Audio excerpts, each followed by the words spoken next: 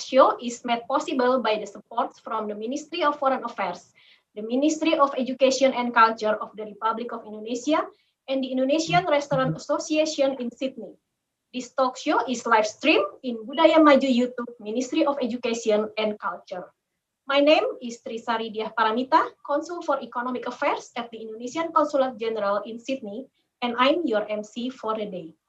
Thank you for your participation and a very warm welcome to our speakers, Consul General of Indonesia in Sydney, Mr. Heru Hartanto Subolo, Director General for Culture, His Excellency Mr. Hilmar Farid, Director for East Asia and Pacific, Dr. Santo Darmo Sumarto, who will be joining us later, Director for Utilization and Development for Culture, Mr. Restu Gunawan, Chef William Wongso, Indonesia Gastronomy Network, Chef Harjo, Board Committee of IRA Sydney, Mr. Ian Burnett, author of Spice Islands, and our facilitators, Mrs. Vita Datau and Mr. Arif Adnan. Some of the housekeeping information for today. Participants, kindly mute your microphone during the talk show. Should you have any questions, kindly write down your name, organization, and to whom your questions are posed. Ask your question in the Q&A, and the moderator will convey your questions to the speakers. Please fill in the attendance form that will be shared in the chat by the committee. The talk show will be opened by a welcoming remark from Consul General of Indonesia in Sydney, followed by a keynote speech from the Director General for Culture of Ministry of Education and Culture, His Excellency Mr. Hilmar Farid. After this keynote speech, we will begin the first session, which will discuss on Spice Route Journey. Panelists are Mr. Ian Burnett, author of Spice Islands, and Mr. Restu Gunawan, Director for Utilization and Development of Culture, Ministry of Education and Culture. This session will be facilitated by Mrs. Vita Datau, Chief Communication Officer, Jalur Rempah. The second session will discuss on Indonesia's Spice Up the World with panelists Chef William Wongso from Indonesia Gastronomy Network and Chef Harjo from Indonesian Restaurant Association in Sydney and owner of Medan Chia Restaurant. This session will be facilitated by Mr. Arif Adnan, Deputy Director for Australia and Oceania, Ministry of Foreign Affairs of the Republic of Indonesia. Each session will last for 45 minutes, which each panelist have 15 minutes to elaborate their materials and 15 minutes for Q&A. At the end of the talk show, we will hear a closing remark from the Director for East Asia and Pacific, Ministry of Foreign Affairs, Mr. Santo Darmo Sumarto. Now, I would like to invite the Consul General of the Republic of Indonesia in Sydney, covering New South Wales, Queensland, and South Australia, Mr. Heru Hartanto Subolo, to deliver his welcoming remark. Mr. Subolo is a seasoned diplomat. His posts abroad are the Indonesian Embassy in Washington, D.C. and Oslo, and the Indonesian Consulate General in Houston. Consul General, the screen is yours. Thank you so much, Ibu Shari. Assalamualaikum warahmatullahi wabarakatuh. Good afternoon to my colleague in Australia. Good morning in Indonesia. Allow me first to greet distinguished guests and also panelists this afternoon. Bapak Hilmar Farid, Director General for Cultures, Ministry of Education and Cultures. Sahabat saya Pak Santo Darmo Sumarto, Director for East Asia and Pacific, MOFA Indonesia, that will be joining with us later. And then Pak Restu Gunawan, Director for Utilization and Development of Cultures, Ministry of Education and Culture. My good friend, Pak Ian Burnett, a friend of Indonesia and also author of Spice Island. Thank you so much for joining with us, Pak. Ibu Vita Datau, Chief Communication Officer of the Indonesian Spice Route. Chef William Wongso, the legendary Indonesian Gastronomy Network. Chef Harjo, my good friend in Sydney. He's not only a committee member of the Indonesian Restaurant Association in Sydney, but also the owner of Medan Chia Sydney, a great restaurant in Sydney. And also distinguished participants, ladies and gentlemen.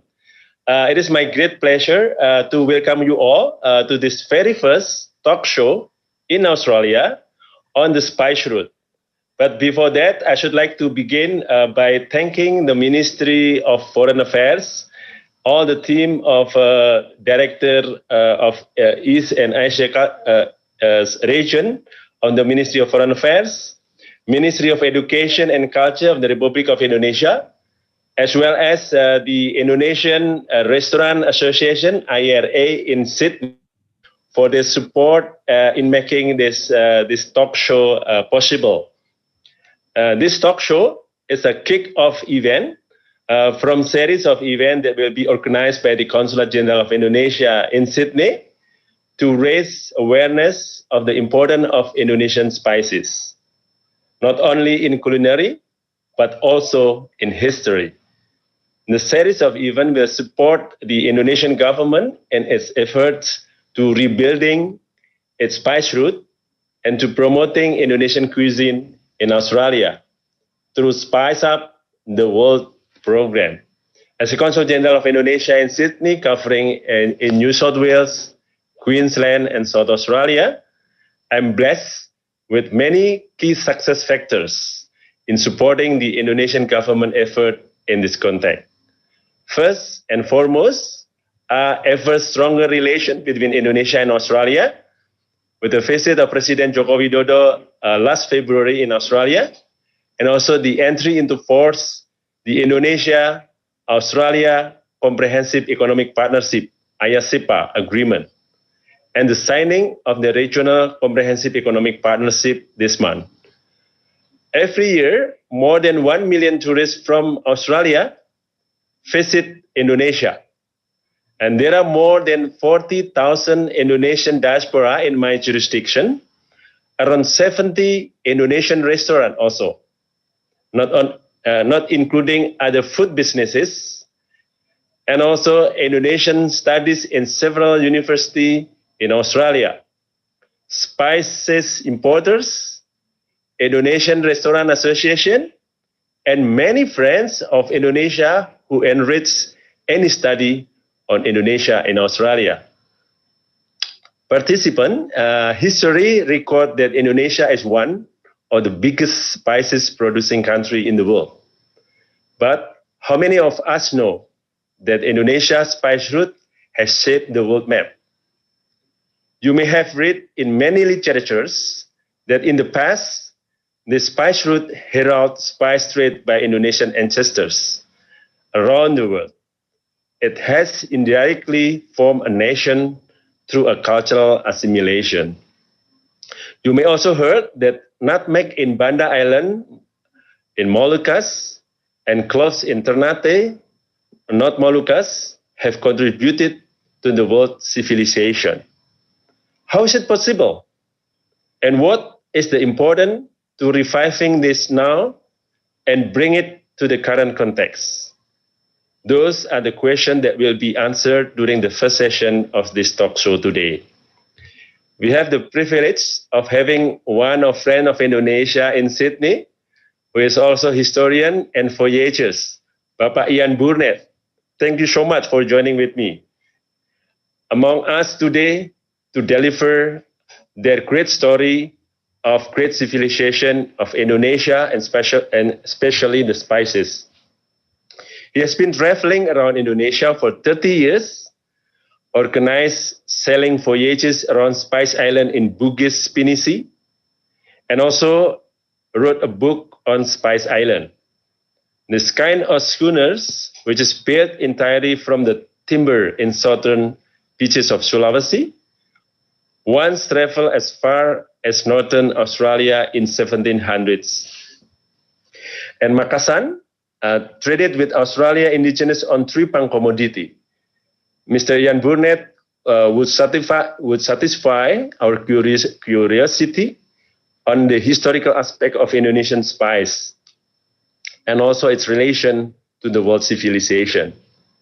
Along with Mr. Ian Burnett, we have Indonesian historian Bapak Restu Gunawan, who can also share with us on how Indonesia revived its spice route leading up to the acknowledgement by UNESCO World Heritage Committee. Reviving this spice route is also believed to have a significant contribution to the economy, particularly local communities and spices-related industries, including herbal, medicine, and tourism. Participant, reviving a spice route which occurred 1,000 years ago, takes a journey. His Excellency Mr. Hilman Farid, Director General for Culture and the Ministry of Education and Culture, is the lead in this journey. We will hear more from him in a minute. So please bear with me, because discussing spices without culinary would be incomplete. I'm pleased also to share with you that we will also hear from the legend in Indonesian gastronomy, Chef William Wongso. He once said that we have to understand our food not through the taste, but through our food culture. He believed that if we introduce food culture to foreigners, they will become much more absorbed. How he does it? Through Indonesian Spice Up the World. How to adapt Indonesian ingredient to local flavor in this context in Australia. And how Indonesian restaurant in Australia, such as Medan Siak in Sydney, could support on this journey. Those intriguing questions will be answered during the second session of this talk show. I hope all of this will serve as a teaser for every participant joining this talk show. Stay with us for the next 2 hours and tell me if you are not intrigued by the discussions. Next program, we will have a masterclass on Indonesian food business in Australia. And this event will be held next Monday on the 30th of November 2020, virtually, and streamed in the YouTube channel of the Indonesian Consulate General in Sydney. So thank you, sit back and relax, enjoy the talk show, and I gave the screen over to the MC. Terima kasih. Thank you, Consul General. Now I would like to invite Director General for Culture from the Ministry of Education and Culture, His Excellency Mr. Hilman Farid, to deliver his keynote speech. Mr. Hilman Farid assumed his post as Director General for Culture in 2015. Born in Bonn, Germany, he received his doctoral degree from the National University of Singapore. He is known as historian and lecturer. His office, like Pak Konjen said, is in the process of collecting historical data to support the Indonesian government effort to get the Indonesian spice route recognized by UNESCO World Heritage Committee. Excellency, the screen is yours.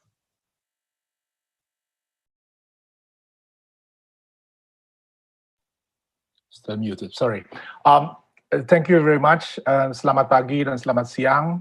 Very good morning to all of you, and also good afternoon for those who are in Sydney, Australia. First of all, I'd like to thank the Ministry of Foreign Affairs, particularly the General Consulate in Sydney, and its head, Pak Heru, for organizing this event.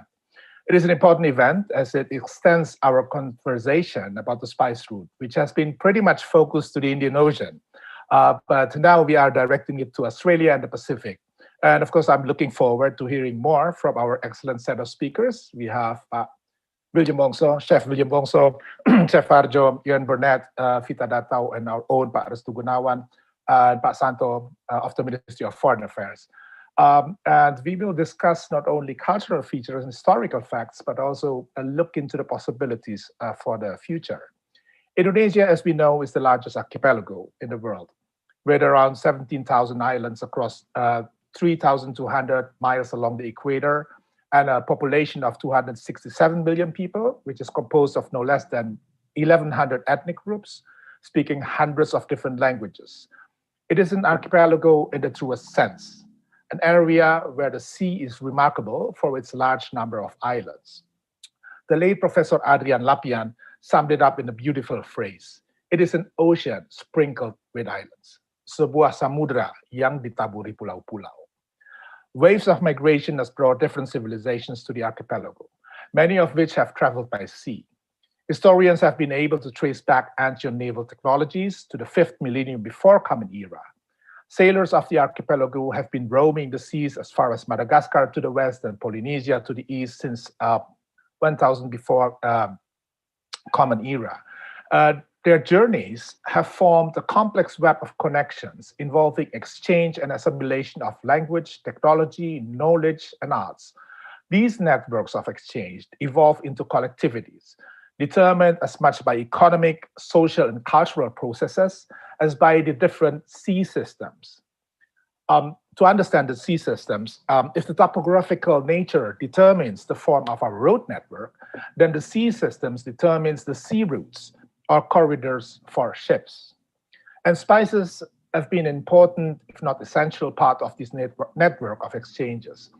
The most popular spices have been nutmegs and cloves, which Heru has mentioned earlier before. And in the 16th century, the spices had become so popular that Europeans then decided to cross the Indian Ocean and find the sources of these spices themselves. Their journey and subsequent conquest of the sources marked the beginning of a painful era in our history, colonialism. Colonialism pushed the indigenous maritime network into the background, and history then was rewritten. The Spice Route program, initiated by the Ministry of Education and Culture in 2016, is an attempt to revive the story of this indigenous maritime network. And along with that, the various knowledge systems, cultural expressions, cultural practices embedded within the network. And this is, of course, not an entirely new endeavor. Historians have been writing about the spice routes for many years, even for decades, and I think that Ian Burdett here is one of them. And what we do through the Spice Route program is to synthesize previous findings and initiate new research that's based on these findings. And the Spice Route program is much more than an academic exercise. It is also aimed to enhance our understanding of ourselves, our history, our identity. While it is true that the Indonesian nation and the state is a modern invention, it is equally true that the complex networks along the spice route have given the people a sense of connection to each other. And this was best exemplified by the widespread use of Malay in the archipelago for centuries. So what does the spice route mean for us today? We live currently in an age of uncertainty. And if Sir John Kenneth Galbraith, the economist, made that conclusion about our global economy more than 40 years ago, then today we need to add climate change, great possibility of other diseases to the equation. But there's one certainty, that the old ways of doing things is no longer possible. Hence the talk about a new normal. A few weeks ago, I came across an interesting book entitled Beyond Grade, by expert of the Boston Consulting Group. It's a large management consulting firm, which is basically part of the economic establishment. And the interesting claim of that book is that being great is no longer good enough. And it advises basically corporations to grow deeply local rather than depending on their skill to win globally. So here, it basically claims that a better understanding of local realities is essential. And if we push this argument a little bit further, it is possible that the networks of small localities might be essential in our imagination for the new normal. And this is exactly what we are trying to do through the Spice Route program. To understand local realities, both historical and present, to identify the potentials at the local level, and to engage local practitioners and other stakeholders. So the Spice Route is much more than history. It is about us today and our future. Thank you.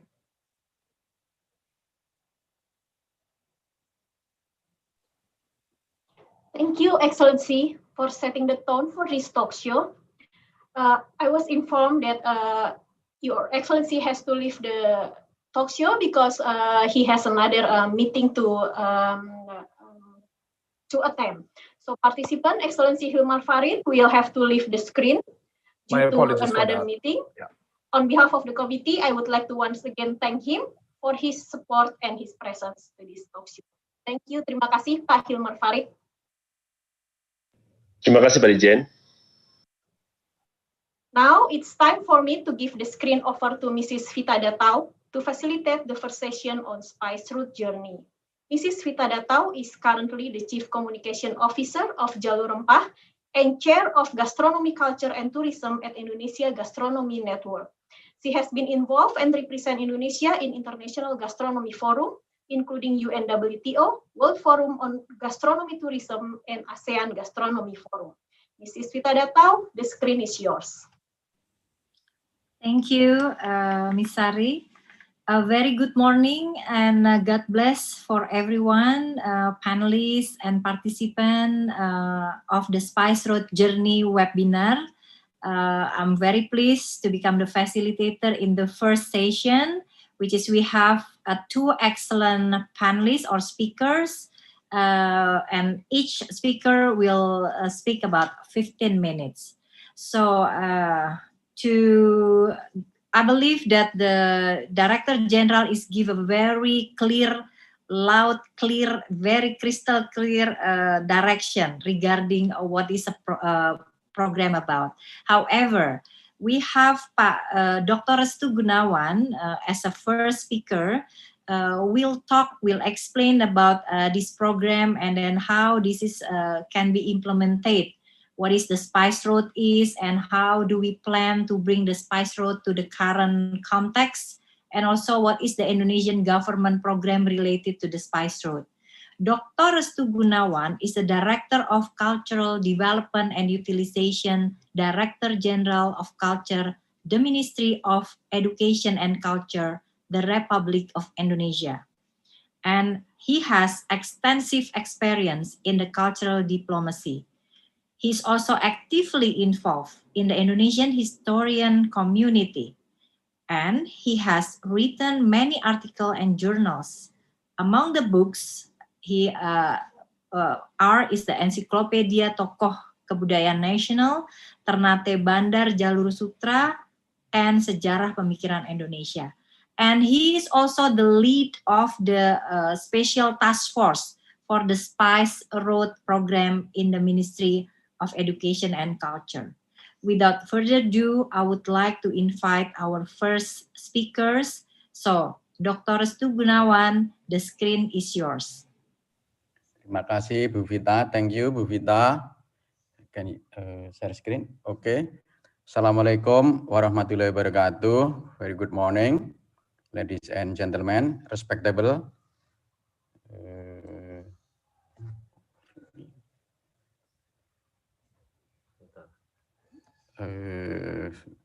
Sebentar. Oke.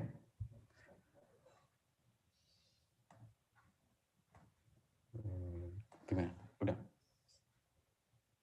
Share screen. Mana nih? Minimize mana nih? Sebentar. Oke. Assalamualaikum warahmatullahi wabarakatuh. Good morning. Thank you, Bu Vita, ladies and gentlemen, respectable all speaker and participant of the conference. My great appreciation to Pak Heru Subolo, Mr. Consul General, and all stakeholders who have successed this program. I'm very glad to meet Mr. Jan Burnett, the author of an important book entitled Spice Island, and then Pak William Wongso and the all participants. The global spice trade in Asia via the Indian Ocean has left a great civilization trace.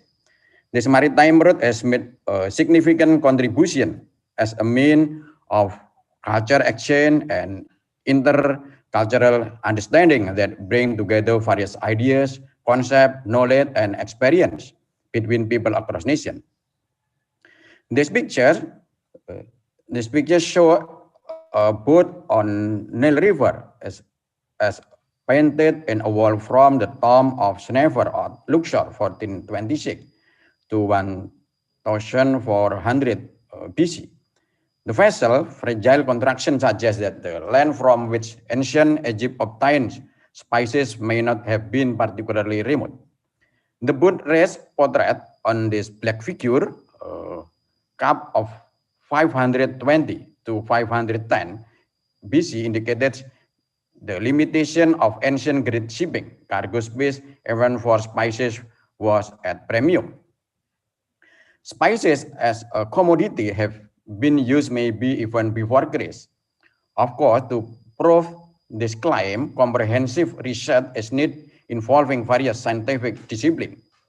based on various good records from the explorer of China, India, and even the Middle East. Spices on their way have crossed various oceans and regions before reaching the Middle East and Europe. Apart from that, it should be noted that spices in their journey are not only one way west, but also to east and to south.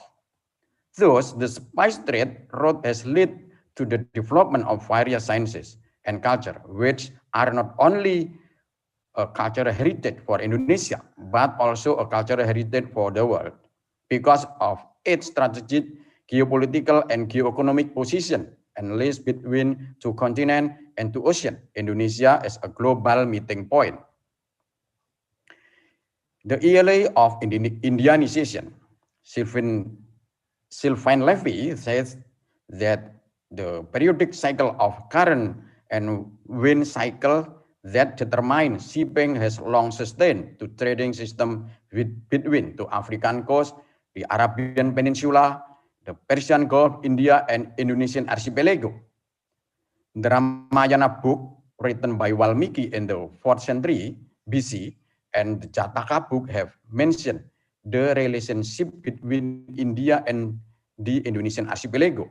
In the book, it was written names such of Java Dwipa, or Java, and Swarna Dwipa, Sumatra, who were the source of gold and spices. Some scholars think that the search for gold was an important motive for Indian go to Southeast Asia. Early Indian texts mention that agarwood or gaharu and sandalwood, cendana, came from foreign countries, namely Southeast Asia. It was possibly from the eastern archipelago and brought to the west, then to India. Indian traders obtained cloth lavanga from Dwi Pantara, other island. This is also said by Kalidasa, who lived in the 4th century. Another source about cloth is also written by Cara Katabib King Kaniska dari Kusan in the 1st century or 2nd century. The Western archipelago was famous for paper. One of the medicinal herbs using long paper was studied by physicians from Greece before Iskandar Zulkarnain expedition to North India. Many drug prescriptions were written in the Susruta and Charaka books. In Sutra book about the 12 level of Buddha made by Kaludaka in 3092 AD, that Rajasaya or Java had long paper and black paper. Among Indonesian paper, the tile paper appears most frequently in Indian trade. In the writing of Chen Shangqi, the author of 8th century medical material, this type of paper grow in Sriwijaya or Posi. It is also important that Kampur or Kapur Barus in the Jataka and Ramayana book was said to be a medicine for oral disease. The Kampur trees do not grow in India. In India, this archipelago plant is referred to as Karpura. And then sailing to east. The situation of sailing to east, especially to China, developing in the early 5th century, was described by the two travelers, Fashion and Gunavarman. Fashion first traveled from Sri Lanka to China in 413 AD by sea. Fashion sailed in May from Yepoti, Java Dwipa or Java in the archipelago to China. Gunavarman returned to China from the Indian Ocean via the same road. In the 3rd century, Chinese trade to Southeast Asia via Funan. The trade spices was believed to be Jinshi. The initial name used was Tingxiang or clove, Chengke. In more modern time, Cosmas India Coplastus, who wrote in the middle of the 6th century, explained that clove reached Sri Lanka from a country far for the east. Apart from an important commodity is agarwood or gaharu. Gaharu is believed to be a medicine to prolong life for Taoists during the period 2081 to 341. AD. Gaharu sap is a miracle drug to prolong the life of a person who is sick. It also can treat illness such as ulcers and heart illness, liver illness, spleen illness, lung illness, and kidney illness. Gaharu at the time was only obtained from Sumatra. The uniqueness of the pre-colonial spice trade, although it was a long journey, there was mutual respect between the foreigner and the native. They did not conquer each other, but strengthened each other culture. This was changed when colonialism entered the trading system with desire to dominate and colonize. This was done by the European with their sizable troop and fleets. At a very crossing point, spices encouraged cultural exchange both in the form of adaptation and acculturation. This form and cultural exchange took the form of food, fashion, traditional technology, custom and ritual, belief, and so on. So the spice commodity has actually encouraged the emergence a new culture. So based on the long history of spice, Indonesia tries to propose Spice Road as World Cultural Heritage in the category of Cultural Road. According to the International Council of Monument and Site ICOMOS, for the proposed culture road, the road of communication between culture, whether on land, water, and or other type, which is physically limited and is also characterized by the presence of specific dynamic and historical function to achieve specific and well-defined goal must be meet the following requirement. It must emerge from and reflect the interactive movement of people and the multidimensional, sustainable and reciprocal exchange of goods, ideas, knowledge, and values between communities, countries, region, or continent over a significant period of time. Therefore, it must promote the cross-cutting of culture effective in time and space as reflected in their material and intangible heritage. It must be integrated into a dynamic system with historical relationship and cultural object associated with its existence.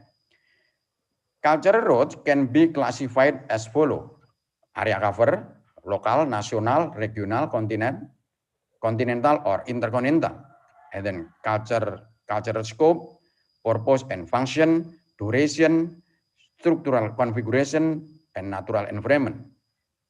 So the Indonesian Ministry of Education and Culture seek to promote the Spice Road through sustainable effort involving various elements of society. The Spice Road is being revived as a collective memory.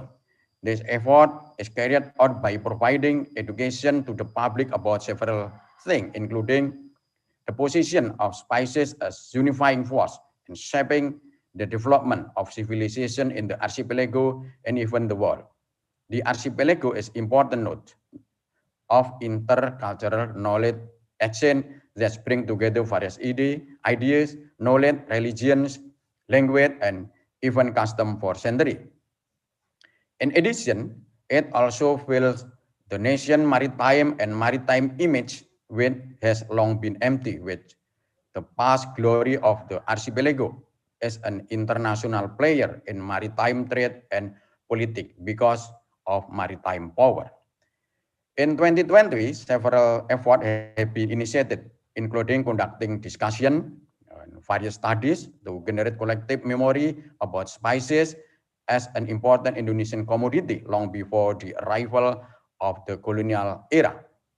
In addition, it also seeks to include the Spice Road as a World Cultural Heritage. For the part category, there are several things that must be done, as this is different from proposing a cultural heritage.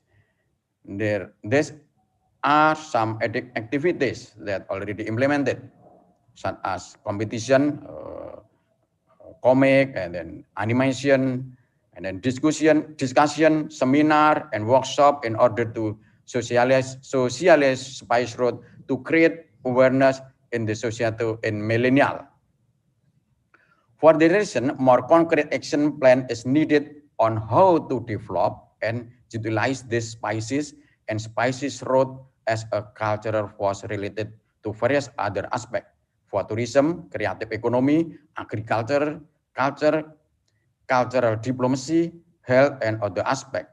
The broad aspect and involvement of related parties make the Spice Road have to be seen as a joint movement to strengthen the Indonesian cultural ecosystem. We know, for example, China with Silk Road, which has been recognized as a few heritage in the past few years. They are able to make Silk Road a new tagline in development, one belt, one road, even by laying a fairly strong foundation on the Silk Road for the development of culture diplomacy, politics abroad. This is a pretty good example of where culture is the basis for its development.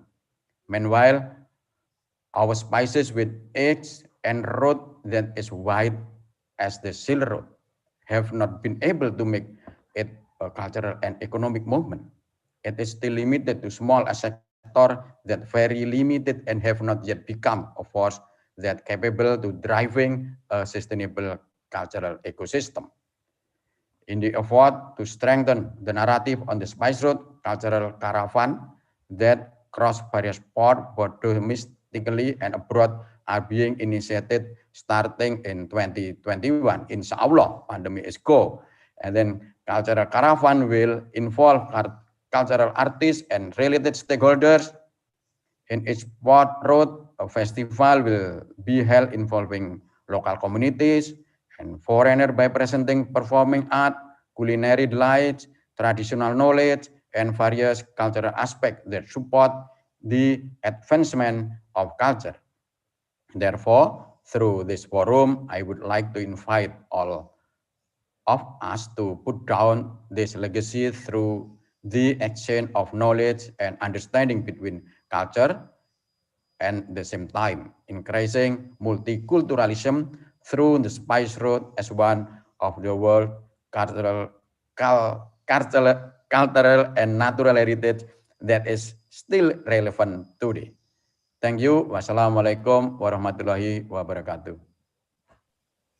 Thank you so much, Pak Restu Gunawan. I think the explanation is also clear, which is back to the history, but how to bring the history to become the relevant in this era, and also how the main spice commodity is in the history also influenced by the existences of the kingdoms in Indonesia.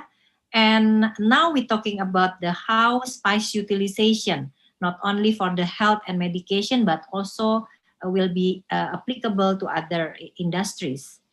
And the essence of the explanation from Pak Restu Gunawan is the how we can really support this program through the big real activation. Hopefully it will be in the 2020 ya Pak ya, if the pandemic is handling very well. So there is a cultural voyage, and this is the real activation that can be connect all the cultural, and also we can do a lot of cultural exchange.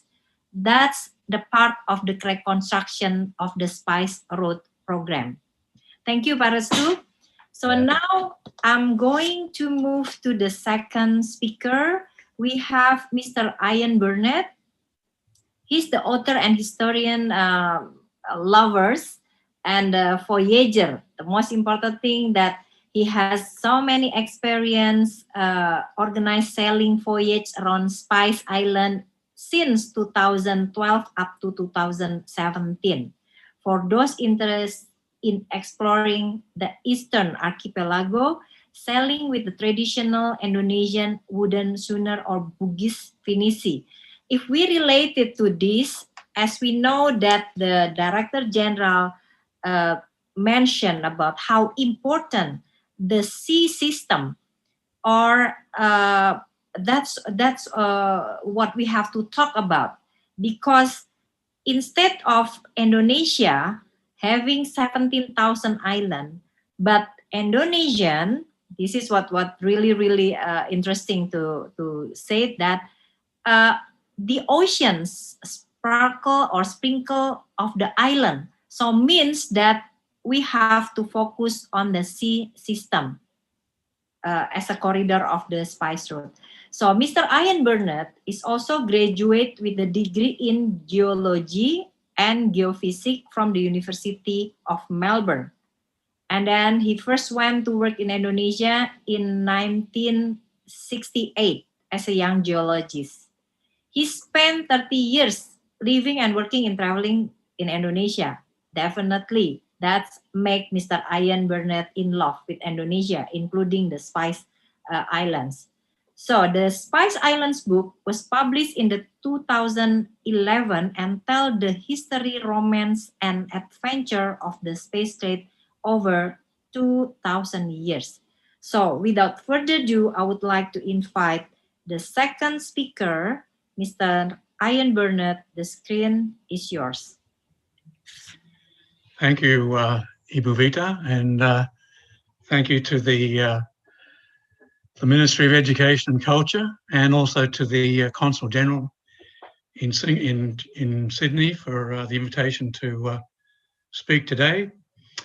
And hello to my colleagues, Restu Gunawan and William Wongso, for also participating in this webinar today, as well as the other participants.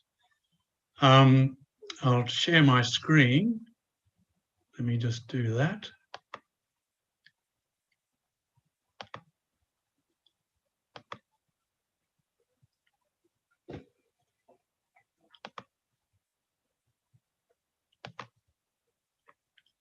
And slideshow.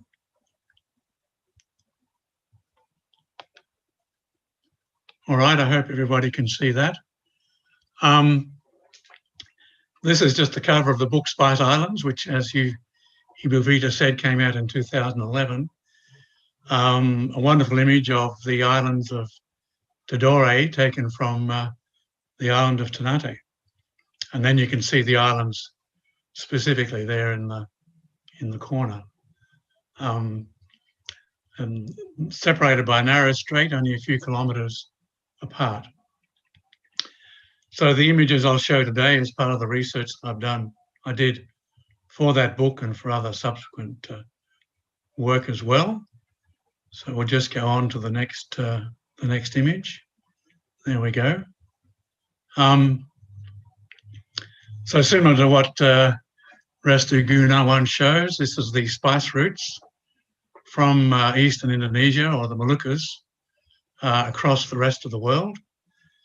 Spice routes that began way back in BC times with the movement of these special spices, cloves and nutmeg, which only grew on a few tiny islands in what was then a remote and almost unknown part of the world for many people, especially the Europeans. So you can see there the cinnamon root, the main spice route, and then the Silk Road above that. So Restu Gunawan showed images from Egypt of spices that reached there, especially cinnamon from Indonesia. And so that route is shown on the map across to Madagascar and then up the east coast of Africa, and then on into the Red Sea and to Egypt. So that's probably the oldest route. Certainly, as far as Madagascar is concerned, the people there speak Indonesian, or an early form of Indonesian known as Austronesian. And certainly using DNA analysis, the people there date from at least before 400 AD. So there's been a long period of transportation, migration, and trading across that the route directly across the Indian Ocean. Now the route from Moluccas to China and the Silk Road was also had a lot of went back into antiquity, and we know from the annals of the Han Dynasty that around 200 BC, no one could approach the Han Emperor without chewing on a clove bud. So this was an early form of breath freshener, and no one with bad breath was allowed to approach the emperor. So we know that that route at least goes back as far as 200 BC or earlier. But subsequently, the main spice route from Indonesia to the rest of the world was along what's here indicated as the spice route, where spices were bought from these eastern islands along the north coast of Java to Malacca by the Indonesian traders. And Malacca at that time was the regional entrepot for all goods coming from Southeast Asia and also from the rest of Asia. From there, Indian traders would bring the spices to Calicut or other ports in India, where they would be then taken, also Gujarat, the port of Gujarat, from where they would be taken on two different routes into the Arabian Peninsula. One, of course, mainly by Persian traders up into the Persian Gulf, and then across the Arabian Peninsula by camel to the Mediterranean. And the other route by Arab traders into the Red Sea and the port of Jeddah, and then from Medina up along the coast of the east coast to finally to the port of Gaza, or else on the west coast of the Red Sea to across to the Nile by camel, and then down the Nile to the port of Alexandria, where all these spices would then be taken mainly by Venetian traders from across the Mediterranean into Venus, which then became the main distribution point for spices into Europe. So the next slide. Well, yes, so the question is, how were these spices transported by Indonesian or Austronesian traders? And we're lucky to have this image from the Temple of Borobudur, or the Monument of Borobudur in central Java, which dates from the 8th century. And here you can see a typical ship of that period with a mast, sails, outriggers, and manned, of course, by these sailors who would have brought the spices across to East Africa, up to China, and also on to Malacca and India. So certainly, these were the sort of ships that would have traded across the eastern seas, bringing this valuable trade. And as Pakrestu mentioned, as they came back from India, they would have brought Indian cultures. So we're talking about Hinduism and Buddhism. And also, we know that Indians are fascinated by gold. There are no gold mines in India, but certainly at that time there were gold mines in Indonesia, in both Sumatra, Java, and Kalimantan. So there was this exchange of culture, of language, religions, architecture, spices, and also gold, as well as the sandalwood that Pakrestu mentioned. Now, Arab traders were also involved, and here we have an image of an Arab trading ship from that period. So you can see, if you look closely, you can see in the windows there the traders looking nervously out to sea as they were hoping their goods would reach landfall in India or Indonesia or wherever they were sailing. And of course, the captain and the crew working the sails up on the deck. So we have Indonesian traders, we have Arab traders, and we have Indian traders working this spice route. Now, of course, these spices were extremely valuable when they reached Europe and were said to be worth their weight in gold because of the long journey they'd taken halfway around the world. And of course, the amount of spice that will be lost on that journey. So you can imagine if, say, 1,000 or 100 kilograms of spice left Maluku, by the time taxes were paid, commissions were paid, some of the trade was lost to pirates or to sinking at sea. But out of 100 kilograms, maybe only 1 kilogram would eventually arrive in Europe, which gives you an idea of how these spices became so valuable. But the Europeans, especially first the Portuguese and then the Spanish, and subsequently the Dutch and the English, were jealous of this trade and anxious to see if they could participate. So we'll turn from these early Indonesian, Chinese, Indian, and Arab traders to the Europeans. So the Portuguese on the Iberian Peninsula faced onto the Atlantic. They're oceanic sailors and eventually found their way around the Cape of Good Hope to India and then to Malacca, where most of the spices coming from Indonesia would have made their first landfall. So the Portuguese captured Malacca in 1511, and they said that the lords of Malacca had their hands on the throat of Venice. In other words, from Malacca, they could control the spice trade across the Indian Ocean and around the Cape of Good Hope into Europe. This also meant that spices which had crossed the Arabian Peninsula by camel in sort of small, relatively small amounts, or travelled over the Silk Road, again, in small amounts, could now be carried in ships around the Cape of Good Hope in relatively large quantities and into Europe.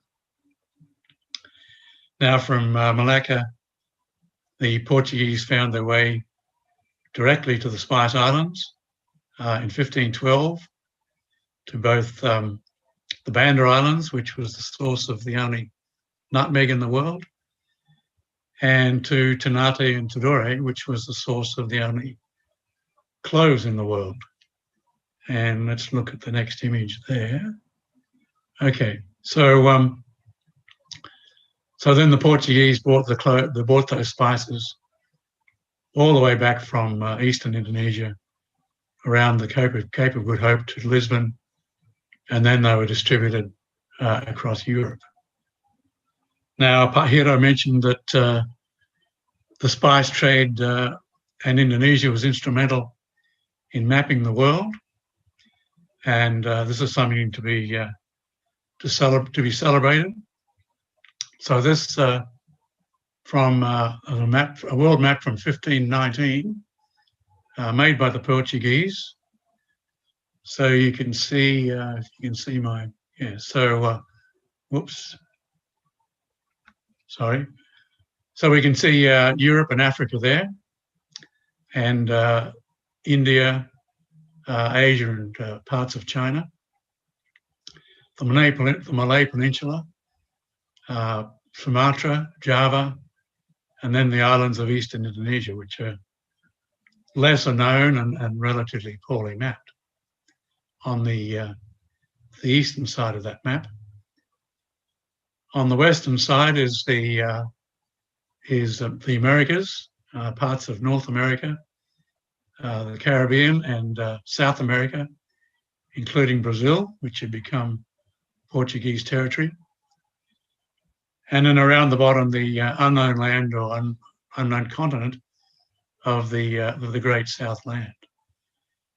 So in 1519, the Portuguese were the only ones who'd sailed the Indian Ocean, and this was the map of the world as known at that time. Now the Spanish also had were also on the Iberian Peninsula, were jealous of the Portuguese, jealous of the control of the trade, also by the Muslims and the Arabs, and thought if they could sail around South America and reach the Spice Islands from another direction, then they could capture this trade. Mr. Ian, sorry, can we sum up in 3 minutes, please? Sure. Thank you. So in 1519, a Spanish voyage led by Ferdinand Magellan set off with an armada, which was called the Armada de Moluccas. So the Moluccas is certainly a very old term and dates all that way back, to find their way around South America and reach the Spice Islands. So not only did they reach the Spice Islands, but they also managed to achieve the first circumnavigation of the world. So this map shows the route from Spain around South America, sailing across the Pacific for the first time to reach the Spice Islands. And then of the 5 vessels that left, one vessel, the Victoria, was able to return to Spain. And on the island of Tidore is this memorial set by the Spanish Navy, a memorial in both Indonesian, Spanish, and English, to commemorate that, well, the greatest voyage in maritime history, the very first circumnavigation of the world. So in 1575, the Portuguese captured Fort Gamalama on Ternate, and the Portuguese surrendered to the Sultan. And so the spice trade was again captured by Indonesia for a period of years until 1606, when we have the arrival of the Dutch. And I'll finish with this slide, which shows the Asian and Dutch ships at anchor off Fort Batavia in 1649. In the background, you can see the Chilawang River, Fort Batavia on the left, and the spice warehouses on the right, which are still there as Museum Bahari, or the Indonesian Maritime Museum, which many of you would be familiar with. So thank you for the opportunity to speak, and thank you for your attention, and I'll close today. Thank you very much. Thank you so much, Mr. Ian Burnett. I think this is very interesting. Why you really in love with the spice road journey? Actually, it can see from your book, which is the story about how important the sea journey, and this is very significant in back to the 16th century. And also, I can see that how did Indonesian spice road shape the world map, and this is also very, very significant. So I think we're going to start with the question and answer. So I just open only 3 questions for this session. So I would love to ask Pak Restu around, Pak Restu and Mr. Ian Burnett to answer the question.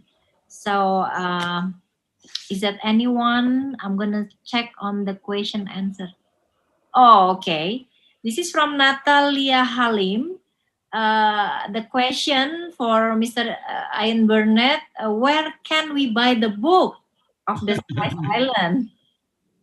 Okay, well, if you're in Indonesia, it should be available from the Periplus stores or from Periplus online. If you're in Australia, it will be available in a number of bookshops or from the usual online retailers, for example, Amazon or Booktopia. And if you really want a signed copy, I might be able to send one in the mail. So please contact me through the website, Ian Burnett Books. Yes. Okay. So thank you, Mr. Ian. So I think we're still waiting. So Rizky, can you help? Is that anyone from the panelists want to ask directly to the speakers? If yes, then we can put up the video for the one who want to ask a question. All right. Okay. So it's not because of this is not interesting topic. This is really interesting. But maybe everybody just fascinating with all the presentation. Even myself, I seen so many presentation regarding to the Spice Road. As a chief communication officer, I also learn a lot from this program actually. So one question for Mr. Ian. So what actually in your mind? So this is a very popular question. So what actually in your mind when you really think to start to write the book? And as an Indonesian, I'm really appreciate because you are Australian. So what is in your mind when the first time you really want to write? Well, it goes back to when I first came to Indonesia. Always been interested in history, so I read as much as I could before I came, and of course, about the Indonesian struggle for independence, the history of the VOC, all those things that you would read. But I only read about the Dutch, or only learned about the Dutch. And when I came to Indonesia, especially through my wife and a famous Indonesian historian, I learned about the Portuguese. Had been in Indonesia for 100 years before the Dutch. And that was completely new and fascinating to me. So I became interested in the Portuguese part of that history. But something like 40 years later, after I retired from my professional career, I was interested. I thought I could spend my time writing a book. And of course, I knew of these fascinating islands that 500 years ago shaped the world economy, shaped the history of the world. And now, or then, very few people know where those islands are or their significance. And so I thought, well, that would be a great topic for a book. So that's how I got started doing the research and eventually finished the book. Interesting. So actually, I also thanks to our chief knowledge officer, which is he's also here, listen to us. Then I would like to give the good news actually regarding to our event today, which is the Indonesia-Australia Makassar connection. It's still alive. And it did not end in the 17th century. So that the good news is, and still connect us to China as well. So just last week, the Spice Road program also discussed about the Makassar Tripang heritage. So again, this is about the sea connection, the sea space. So we're not talking about the land space more than the sea system. So there is another program which is we invite also Professor James Fox and Campbell McKnight from the Australian National University. So I think we can really do the good program, Pak Heru, because we already start with all the historian, and then they also have the good knowledge to contribute in this program. Okay, so I think we have another second session will be with the Pak William Wongso and also Chef Harjo. But before I hand it to the MC, I would like to sum up our first session, which is from these two speakers, we can see that how important the sea system is in forming the spice road. So how important the reconstruction of the spice road, not only spice as a commodity, but also this is involved the cross-culture, acculturation, exchange, and connection. So the cultural connection is become the highlight as well. And how, number 3 is how the stakeholder can work together to support this program, not only to gain the acknowledgement from the UNESCO as a world cultural corridor heritage, but also this is important how the impact can be sustained, and the universal outstanding value of the Spice Road will give the social, cultural, environmental, and economic value to Indonesia and to the world.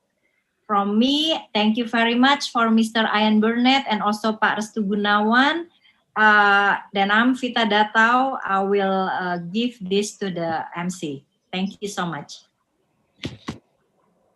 Thank you, Mrs. Vita Datau, Mr. Ian Burnett, and Pak Restu Gunawan.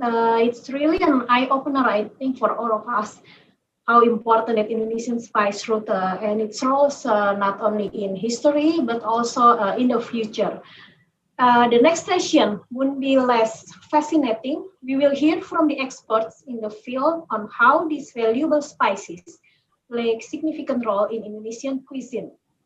It is my pleasure to give the screen over to Mr. Arif Adnan, who will facilitate this session.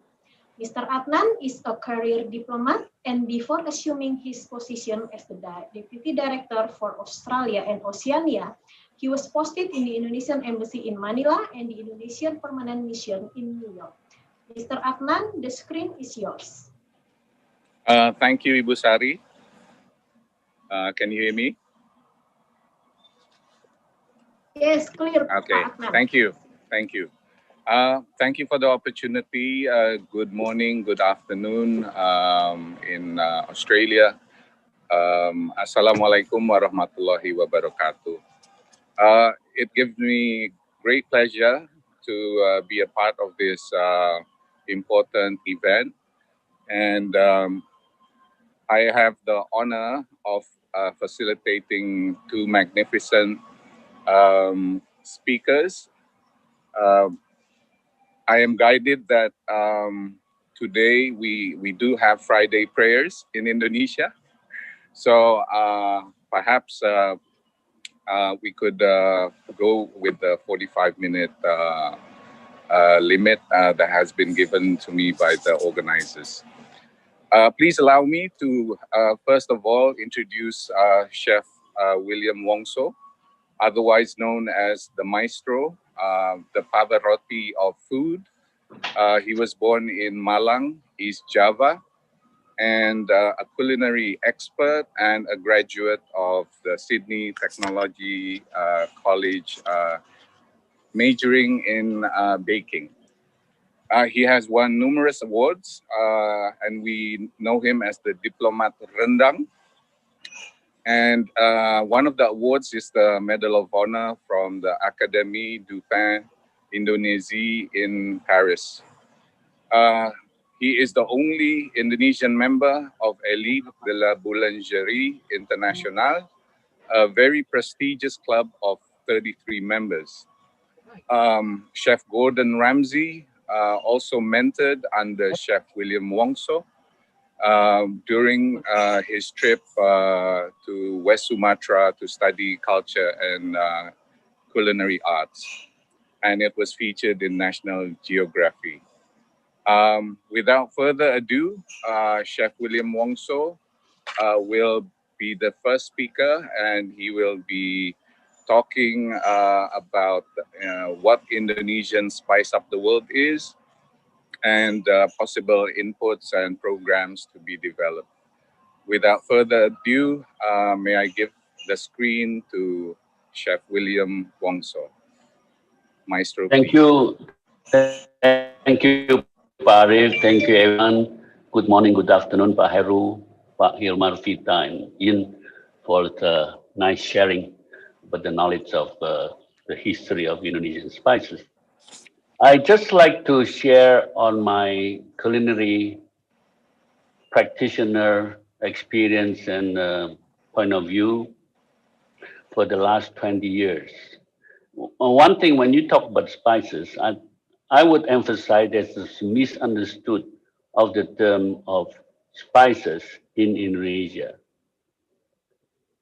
Practically, Indonesian cooking or culinary heritage are based on bumbu. And the bumbu is consists of fresh spices like chili, shallot, garlic, ginger, galangal, Kampheria galangal, candle nut, plus aromatic herbs like lemongrass, kaffir lime leaf, turmeric leaf, Indonesian bay leaf, plus like Indonesian basil. On this composition, they are adding some dry spices, as what we are talking about is cinnamon, nutmeg, cloves, cumin, coriander, and so forth. Ironically, to my observation, the usage, the heavy usage of dry spices in combined with the spice base is started from like North Sumatra of Aceh, which is not in the spice island as Moluccas. Maybe Ian can discover this because it could be in those days is through the cultural exchange heavily done in the area of Sumatra from spice trade from many countries coming to Sumatra, and they share the usage of spices like the spices used in India. Aceh is among the most, to my observation, combination of dry spices used, especially in some part of Sumatra. In Java, they are, but it also depends on where it is located. Some area in central Java which have more Arabic descent, they tend to use more dry spices to blend with the local name called bumbu. The complexity of this, certainly I'm pretty sure, is through the influence. Also, until today, there's no clue like andaliman or the fresh type of Sichuan pepper used only in Batak or North Sumatra, whether it came from people from China, from Sichuan, or it's mainly it could be originated from North Sumatra or Batak soil and brought the seed to Sichuan. That's its only place in Indonesia using this type of spice, which is fresh Sichuan pepper.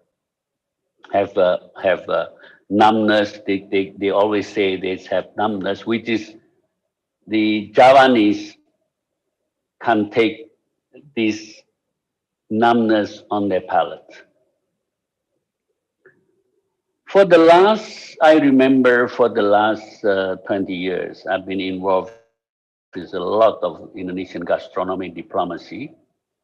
I'm from Indonesia.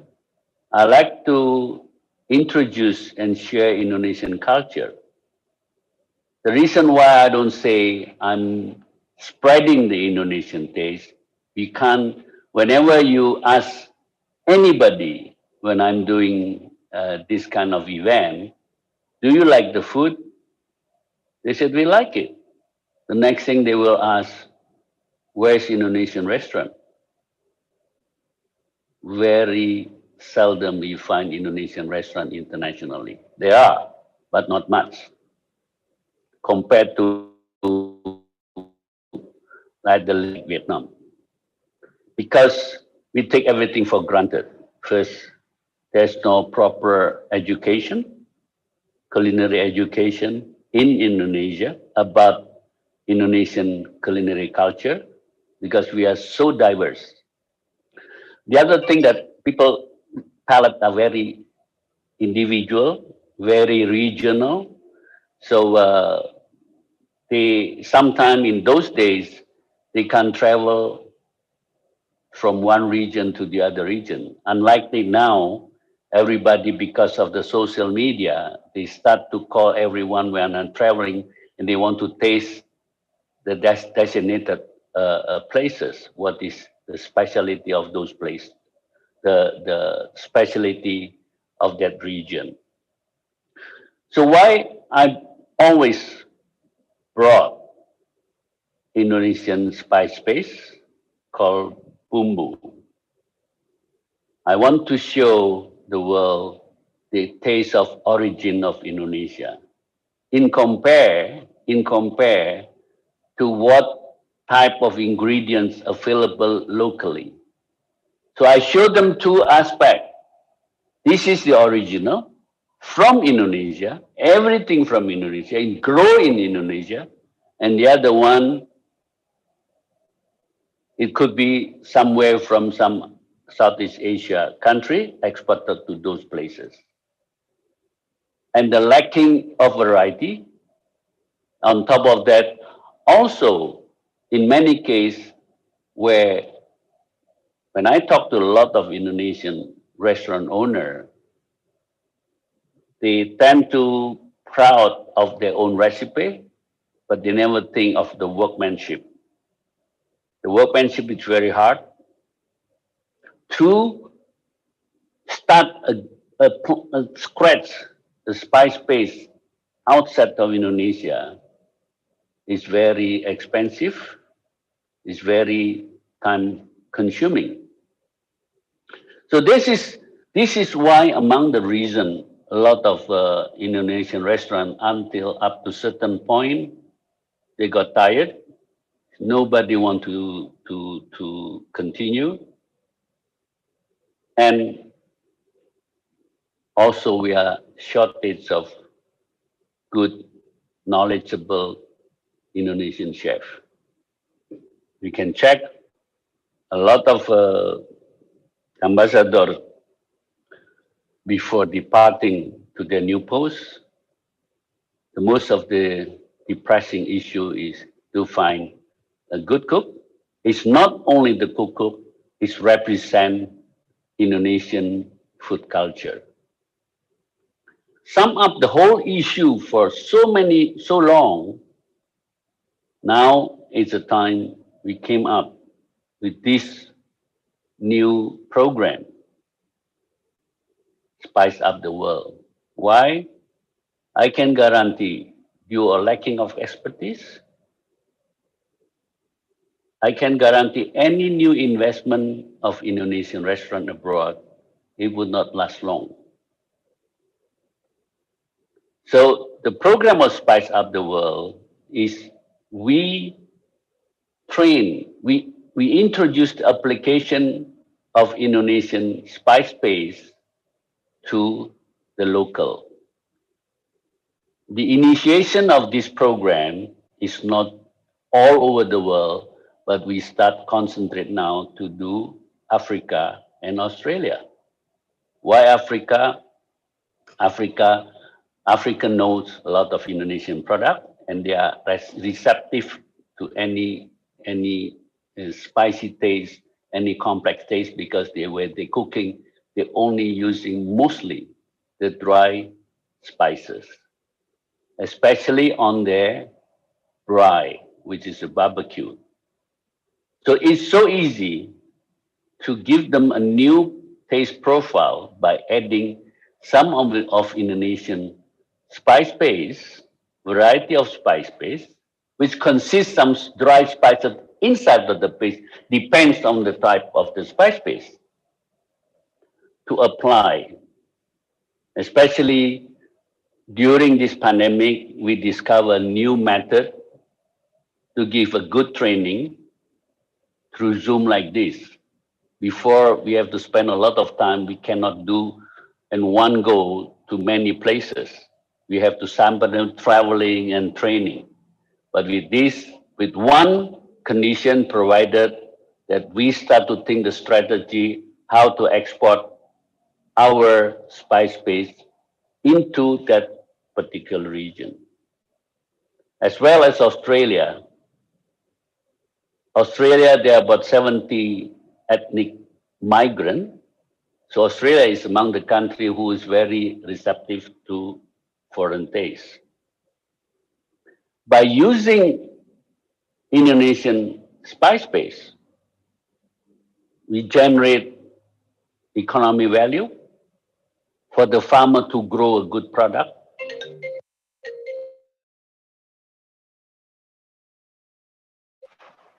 To good product. So we can do this export rather than now, mostly the fresh ingredient are not purchased, the product exported from Indonesia. So this is, for me, this is aspect is a new opportunity.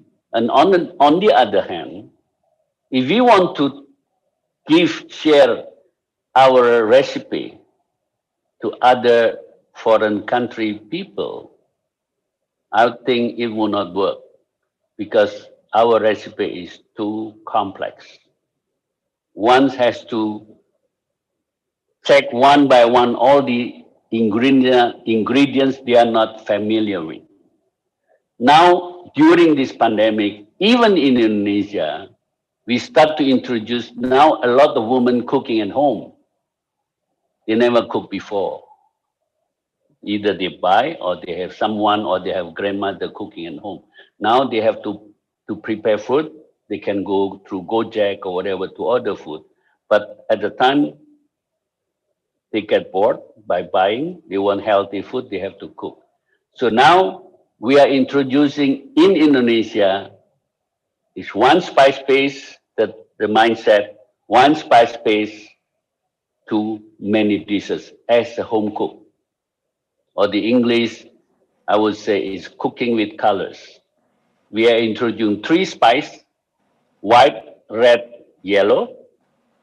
And from these spices mixed with other element of ingredient and spices, then everyone can recreate a lot of nice home cooking. And excuse me, Zoom, Maestro. You yes, have 3 minutes left. yes, Thank you. And this is very easy. So when we come back to the spice use, just give you one example. Like in Jambi,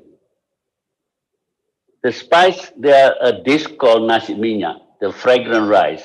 They consist about 10 type of dry spices, whole dry spices, but they are using the method is not grounded, but they make spice tea to cook the rice with other ingredients. And the other usage, big usage of dry spices, also the drink called sansabil coming from Central Java, Pekalongan, mostly used by the Arabic descent. They make all this blend as a drink by adding ginger, palm sugar, and many other, but totally 15 type of as a drink. It can be medicinal and it can be refreshment. Thank you. Thank you, Maestro. Thank you for sharing the experiences, and we'll try to summarize at the end after our next speaker. If Chef William was the Pavarotti of food, Chef Harjo maybe the Josh Groban of the culinary world. He was born in Tanjung Pura, North Sumatra, and attended North Sumatra University, and also studied hospitality management at Sydney Business and Travel Academy. He first opened Medan Chiak restaurant in 2016 with currently 2 outlets to his name. He is a board member of the Indonesian Restaurant Associations, and he is well known for his delicious mooncakes. Chef Harjo, the screen is yours. Thank you, everyone. Good afternoon, everyone. I would like to thanks to Pak Heru, all the panelists, Bu Vita, Bu Sari, Mr. Iron, Pak William Wongso, and Mr. Arif. Before that, I would like to thanks to Mr. William Wongso, which is actually, he is one of my idol. I watched his interview in YouTube like 6 or 7 years ago about asking rendang. So in this 4 or 5 episodes, like Pak William Wongso explained everything very clearly, and I learned a lot about rendang at the time. Because, yeah, I will explain later why I learned a lot from that YouTube channel. Yeah. So I'm Harjo. It's an honor for me as well for this afternoon to represent Indonesian restaurant associations to be part of this talk show. In this talk show, I would like to talk about the spice of Indonesia, especially connected with the restaurant. When we are talking about the spice, it's definitely related with the restaurant, with the cuisines.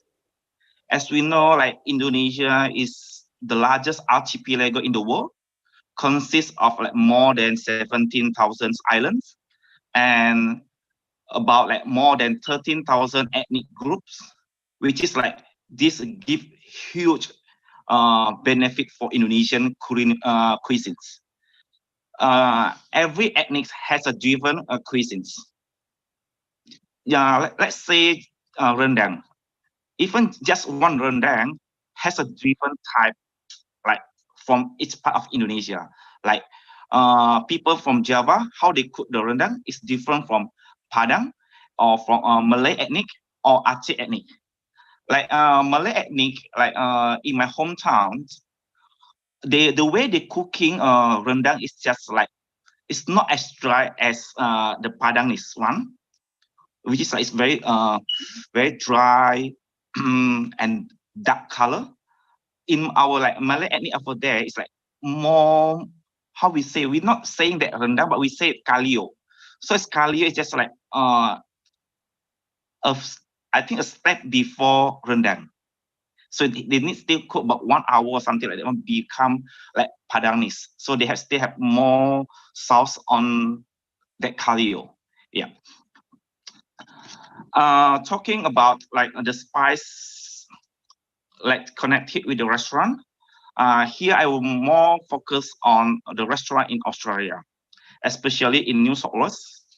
As we know, in New South Wales, there are about 60 Indonesian restaurants separate in almost every suburb, which has Indonesian community.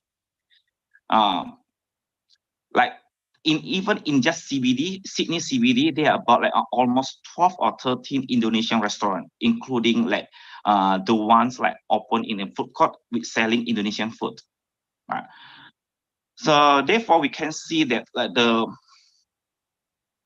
way how we promote Indonesian spice through the restaurant, for overseas or for foreigner is very openly. As long as like all the spice like from Indonesia is like is connected and it is freshness and the authenticity of the taste is still as the same as we can get from the Indonesia.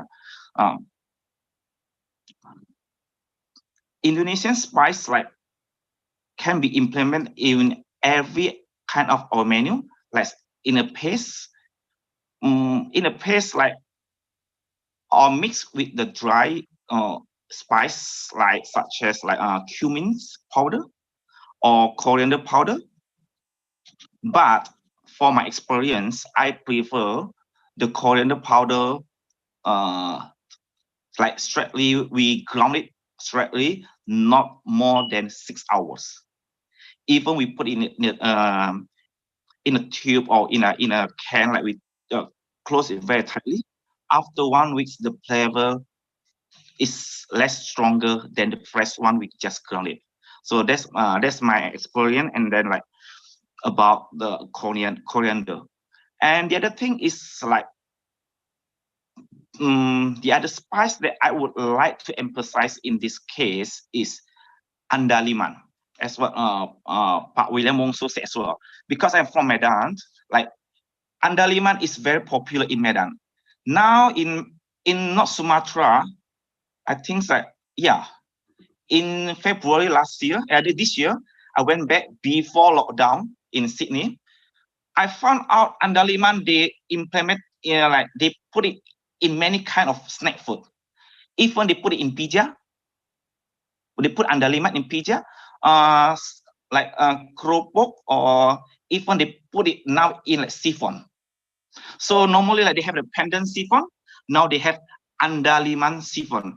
I feel a bit weird about that kind of food, but when I tried, wow, it's something's different, something's nicer, and then something's like I can offer to the overseas or to the foreigner as well. What I would like to talk about andaliman as well. I have the experience about this andaliman. So every time I go back to Medan, I always bring back some andaliman to Australia. So one day I was like have a home party with some of my friends. Like they are from China and Hong Kong, and some from Malaysia. So we have like hot pot. So in China, Chinese people, they like the mala, they call it malatangs, like hot pot, Chinese hot pot. They always put like Sichuan pepper in their broth in their soup. So at that time, I told my friend, can you just like skip your Sichuan pepper? I have my Indonesian something similar to Sichuan pepper. I don't want to say andaliman is Sichuan pepper because it's a bit different from Sichuan pepper. So I put it them, and then they feel like, wow, totally different. Because in Sichuan pepper, they only can feel about the how to say it, like the numbness after eating that one. But for andaliman, you not only feel the numbness, but you also feel a bit of like coffee lime flavor. A bit of coffee lime flavor. That's why like some of my friends, they are very curious. What kind of Sichuan pepper is it? They're asking me. So I say like, this is Indonesian version that only grow in Toba, Samosir Island. Yeah. This is the real andaliman. They have also other andaliman, but not as the flavor as exactly as the same as the Toba Samosir one, which is like in what I know is from center of Aceh, Takengon. They call it empan. So empan is like similar to andaliman, but not andaliman. Which is I say empan is more similar to Sichuan pepper. Yeah, because they only can feel numbness, but less of the coffee lime flavor. So through this opportunity, I also like want to how to say to encourage like all the investor, all the importer, they have to like more concerned about like the spice from Indonesia brought to Australia, because like in Australia we always find the spice like it's all made in China. It's not made in China, product of China, like cinnamon, cloves, nutmeg, cumin, even coriander. They always see like product of China, which is like sometimes when I say this is like Indonesian spice, my customer, they say this is not Indonesian spice. This is from China. This is China spice. And then I have to explain to them about the history, like what Mr. I am going to say about the how the colonialism and everything, but in short way to the customer, because some of the foreign customer, they don't know about this kind of spice. If they go to the Asian supermarket, or they go to the supermarket to find the herbs, mostly product of China. So in their minds, that kind of spice is from China. It's grown in China, which is like actually it's very ironical. Like it's from Indonesia, grow in Indonesia, from Indonesia, export to China, China export again to Australia, and then we can say that this is a product of China. Why not like we just like investor or imported or exported from Indonesia, like, more export to Australia or to overseas. Like if they can export to China, so it means they can also export to other country. Which is like if this happen, like it's a good way to promote our Indonesian spice to the world. Like so in this case, like we are Indonesian restaurant, like Indonesian Restaurant Association. We have a few importer in Sydney, such as like Eastern Cross, Sony Trading, what else, like Golden Java Arts. Like Golden Java Arts now, they also bring Indonesian fresh, it's a dry coriander, whole coriander seed. That's very, very good. The way I'm using that coriander from Indonesia is only like normally I'm only using 100 grams for one recipe, product of China. Now I only using about 40 grams of coriander seed that's from Indonesia, which is like the flavor, the quality is totally different. Because of why? Because maybe the freshness and everything. It's not like that. It's also a turmeric leaf. Turmeric leaf from Indonesia, the flavor is much, much better than turmeric leaf from Thailand. Or nutmeg from Indonesia, definitely is the best. And the price is not cheap in here. It's about only 40 grams. 40 grams of nutmeg, it costs us about like $3.20, about $3, 40 grams. So it's actually it's a good Chef, market. You have 3 minutes left. Thank you. Actually, it's a huge market for all imported or for exporting in Indonesia, to export their spice to other countries, such as like in Australia as well. So, yep. Therefore, like what I'm sharing about this here. Thank you very much for everyone. Thank you for Bu Dita, thank you Bu Sari, and thank you Pak Arif. Thank you, Chef. Thank you, Chef Haryo, for sharing your experiences, your analysis regarding the situation in Sydney in New South Wales. Now we go into the Q&A session. Let me check the questions. Okay, I have two questions. One is from Ibu Indri Wyburn. And the second one is to Dudayev. Let me read it out. Question to Pak William. What do you think about Indonesian fusion food? How far can we go? Thank you and best regards. Secondly, perhaps to Chef Haryo. Is it difficult to get Indonesian spices in Australia? And is there any collaboration between IRA Sydney and importers? in Australia to supply the spices to Indonesian restaurants. I think Chef Haryo mentioned a little bit about that, but I think these two questions will be our two questions for the Q&A, and I will give Chef William Maestro an opportunity to go first. Maestro, Thank you. please. Who was asking the name? I forgot. It was Indri. Indri, Chef. Oh, Yes. okay, Indri. Look, I'm Indonesian. My mission is to introduce the authentic flavors of Indonesia. I don't play around. If the result of this introduction to other world turn out to be applied to other method of cooking, that is their problem. My only compromise, especially when I'm traveling, I'm using local fresh product, whatever available.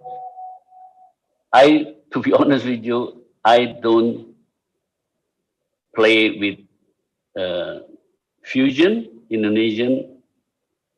It will create confusion, and at the same time, we'll never introduce our flavors of our heritage. Thank you. Thank you, Chef William. I do apologize for the loud background noise. There is a mosque right beside my location. Chef Haryo, maybe your comments for Mr. Dudayev, perhaps a Russian expert or culinary. Okay, thank you for the question from Dudaya. I get some questions about like, is it difficult to get the spice in Australia? To be honest, like 10 years ago or 6 years ago, it's very, very difficult to get that one. Especially like coriander, shit, and everything. Like everything we have to be from like Thailand or Vietnam. But the last 2 years, that spice of Indonesia is very easy to find in every Asian supermarket. Not only Indonesian supermarket, but also every Asian supermarket. Like even like a Chinese supermarket, they also have Indonesian spice now. Right? And then about what's the collaboration between IRA and the restaurant and the importer. When we have the problems like about finding the spice for our menu, we always like keep in touch, or we always like discuss with the importer in Sydney, such as like Eastern Cross, Sony Trading, Golden Jar, Grain International, and others. We always explain our problems, and we ask them to help us to get the ingredients that we want for our restaurant. So far, like the cooperation between IRA and the importer in Sydney are very well. Especially, we are facilitated by the Pak Heru, KJRE Sydney. We are everything's like run very smoothly at the moment. Yeah, thank you for the questions, Dudaya. Thank you, Pak Chef Haryo. I'm glad to hear that coordination and support from the consulate is being received by IRA. Perhaps you should give a letter of support and recommendation. That would go a long way for us to also promote the work of the consulate. Just a friendly suggestion. Okay. No, this is it's true. Without Pak Heru, like we don't have IRA and even Bu Vita as well. Bu Vita is our leaders, like she keep push us, she keep telling us and everything. So that's why we have like IRA in Sydney first, and maybe next our mission is like in Melbourne. Yeah, and hopefully grow more and more. Yeah, thank you. Yes. Thank you, Chef William and Chef Haryo. My pleasure. In fact, Kemlu, as part of a larger discussion facilitated by the Coordinating Ministry for Maritime and Investment, to develop programs for 2021 and beyond. Indonesian Spice Up the World is one of three main programs. The other one is gastro diplomacy restaurants and gastronomic destinations. So the results of this talk show will go a long way into providing inputs for us in government to collaborate and develop programs that cater to your needs. So Chef Haryo, if you have inputs and suggestions and your wish list of what it could be, your dream, then we'd like to make it happen in 2021 and beyond. And of course, this program is also being chaperoned by the wise maestro, Chef William, and also the guidance of Ms. Vita Datau. Of course, she has been in the midst of everything dealing with culinary, gastro diplomacy, and everything. So we are all trying to play our part to support this endeavor. With that, I do appreciate the questions that have been registered from the audience, and also highest appreciation to our two speakers, Chef Maestro William Wongso and Chef Josh Groba. Oh, sorry, Chef Haryo. With that, I will conclude the second discussion session, and I give back to Ibu Sari. Thank you. Thank you, Mr. Arif Adnan. I was informed before that the Director for East Asia and Pacific, Dr. Santo Darmo Sumarto, will join us for closing remarks. But I have to confirm first, Pak Arif, is Pak Dir still going to join us? Yes, I believe so. Is he not already joined? I wasn't following. Yeah. If he's not Mas around, Rizky is there, Pak Santo Darmo Sumarto joining the talk show?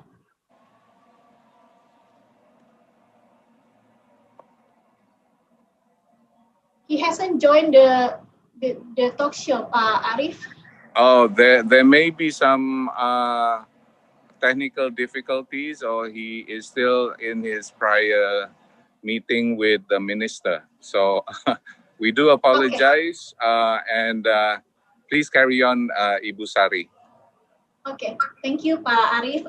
We hope to see Pak Santo Darmo Sumarto in our next event. And thank you for the support of Pak Santo and the Directorate of East Asia and Pacific of the Ministry of Foreign Affairs for this talk show. So participants, we have come to the end of the talk show. On behalf of the committee, I would like to extend our highest appreciation for all the speakers, moderators, and participants today, as well as the Ministry of Foreign Affairs, Ministry of Education and Culture, and Indonesian Restaurant Association in Sydney. Thank you for your valuable contribution to the discussion aimed at enriching and supporting our effort in rebuilding the spice route and promoting Indonesia's Spice Up the World.